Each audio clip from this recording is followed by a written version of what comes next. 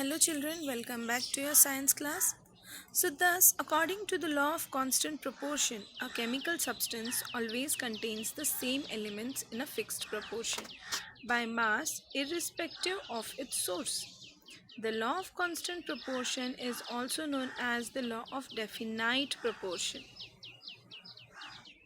This law, which was introduced by Proust, stated that in a compound the elements are always present in definite proportion by mass. Laws of chemical combination and Dalton's theory. So the next challenge for the scientist was to come up with proper explanation of this law.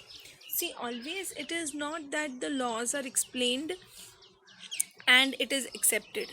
You need to explain it. This was undertaken by the British chemist John Dalton. So John Dalton decided to explain it. He picked up the idea of divisibility of matter and said that atoms are the smallest particle of matter which cannot be divided further. He provided a theory based upon the laws of chemical combinations and gave a successful explanation for the two laws. So he undertook this challenge, he did proper study on it, and he came up with the proper explanation. The postulates of Dalton's atomic theories are as follows. All matter is made up of very tiny particles. These particles are called atoms. An atom cannot be divided further. That is, atoms are indivisible. Atoms can neither be created nor destroyed in a chemical reaction. And all the atoms of an element are identical in all respects, including the mass, chemical properties, etc. Atoms of different elements have different masses and chemical properties. Atoms of different elements combine in small whole ratios to form compounds. In a given compound, the relative number and types of atoms are constant.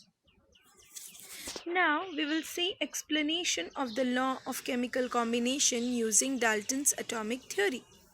The law of conservation of mass, matter is made up of atoms, so which can neither be created or destroyed.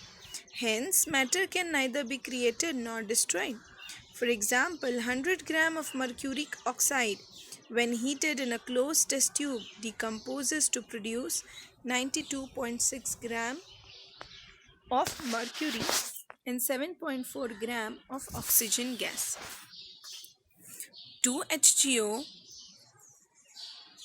that is 2Hg plus O gives 2. Total mass of reactant. So total mass of product will be 92.6 plus 7.4 is equals to 100 gram. Hence, during the decomposition reaction, matter is neither created nor destroyed. Here, matter is made up of tiny mercuric and oxygen atoms. The given reaction shows that atoms can neither be created nor destroyed in chemical reaction. The law of constant proportion, atoms of different elements combine in small whole number ratio to form a compound, and in a given compound the relative number and types of atoms are constant. Now we know that sample of carbon dioxide, no matter how it is prepared, is made up of carbon and oxygen. One carbon atom and two oxygen atoms combine to form a molecule of carbon dioxide. Thus, it obeys the law of constant proportion. The mass of carbon dioxide is 44 gram.